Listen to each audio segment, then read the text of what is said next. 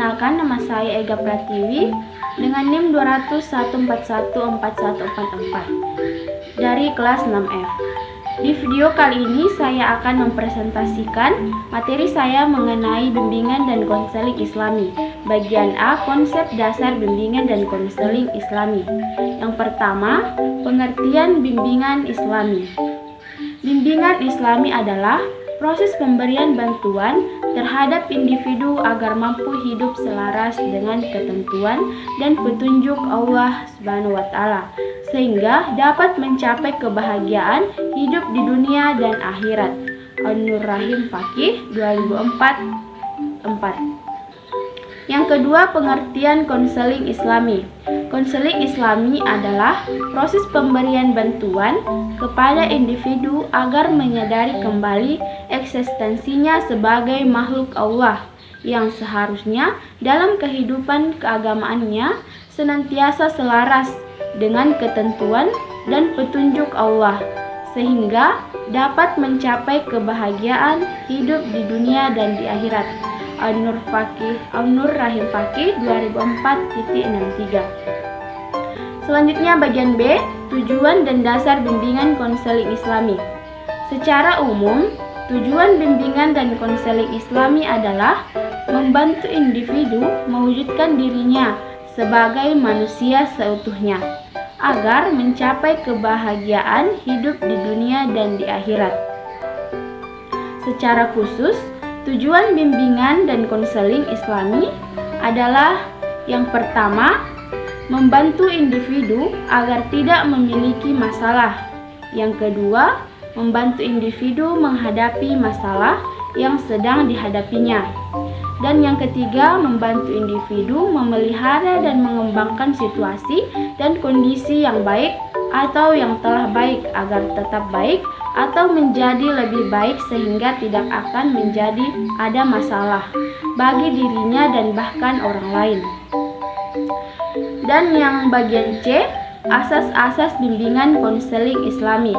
Yang pertama, asas kebahagiaan dunia dan akhirat, asas fitrah, asas lillahi ta'ala, asas bimbingan seumur hidup, asas kesatuan jasmani dan rohani, asas keseimbangan, asas kekhalifahan manusia, asas keselarasan dan keadilan, asas pembinaan akhlakul karimah dan kasih sayang, asas saling menghargai dan menghormati, dan yang terakhir, asas musyawarah dan asas keahlian.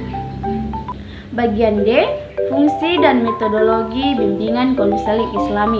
Fungsi yang pertama yaitu fungsi preventif, yaitu fungsi yang berkaitan dengan upaya konselor untuk senantiasa mengantisipasi berbagai masalah yang mungkin terjadi dan berupaya untuk mencegahnya supaya tidak dialami oleh konseling.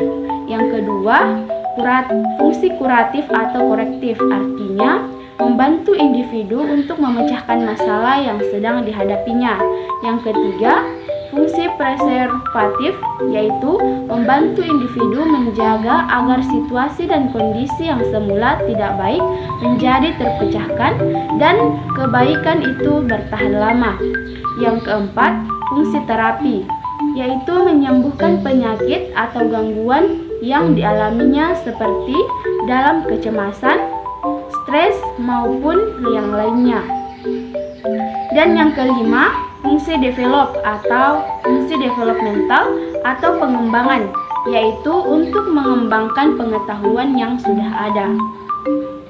Dan yang bagian E, yaitu syarat-syarat menjadi pembimbing dan konselor Islami.